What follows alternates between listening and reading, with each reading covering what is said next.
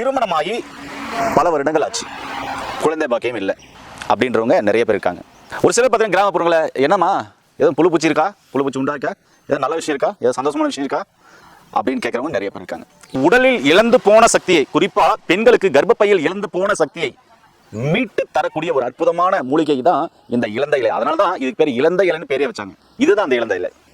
நிறைய இது மாதிரி இலந்தையில துளுராக எடுத்துக்கணும், ஒரு கைப்பிடி எடுத்துக்கணும். அது எப்படி நான் எடுக்கிறது, எப்படி சாப்பிட்றது அப்படின்னு சொல்லி சொல்கிறேன். இந்த இலந்தையில சாப்பிட்டு குழந்தை பிறந்திருக்கான்னு கேட்டிருக்கீங்க. உணவு இயற்கை மருந்தாய் மூலமாக பார்த்தீங்கன்னாக்கா நிறைய வீடியோக்கள் போட்டிருக்கோம். இது கற்றுக் கொடுத்தவர் எங்களுடைய அப்பா. இதை இன்ஸ்டாகிராமில் மட்டும் பார்த்தீங்கன்னா நிறைய பேர் குழந்தை பிறந்திருக்குன்னு சொல்லியிருக்காங்க. அவங்களுடைய ரிவ்யூ பாருங்கள், தொடர்ந்து போடுறேன். அதை ஒரு சைடு ஓடினே இருக்கும், அதை பாருங்கள். நேரில் பார்த்தோன்னா இதுதான் இலந்தை இலை. நான் பறிச்சுன்னு வந்த இலந்தை இலை பாருங்கள், கொழுந்தா பிடிச்சிருக்கேன். அதுக்கப்புறம் பார்த்தீங்கன்னாக்கா 4 பல்லு பூண்டு உரிச்சுது வச்சுருக்கேன். அதுக்கப்புறம் பார்த்தீங்கன்னாக்கா ஒரு 6 மிளகு எல்லாமே போட்டு இப்போ கல்வத்தில் அரைக்க போகிறோம். இல்லைன்னா அம்மியில் அரைச்சி கல்வத்தில் அரைச்சி அதை நீராகத்தில் கலந்து நம்ம சாப்பிட போகிறோம். அதனால் நான் கல்வத்தில் அரைக்கிறேன்.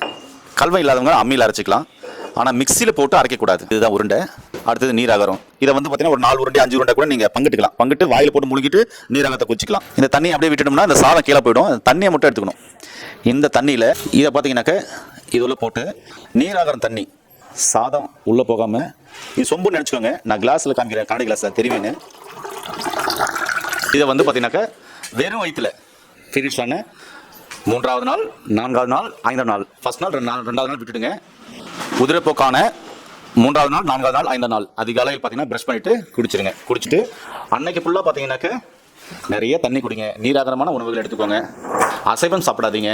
இப்படி சாப்பிட்டு வந்தீங்கன்னா கண்டிப்பாகவே குழந்தை தங்கும். ரொம்ப ரொம்ப அற்புதமான ஒரு மருத்துவ தகவல் இது. சரிங்களா?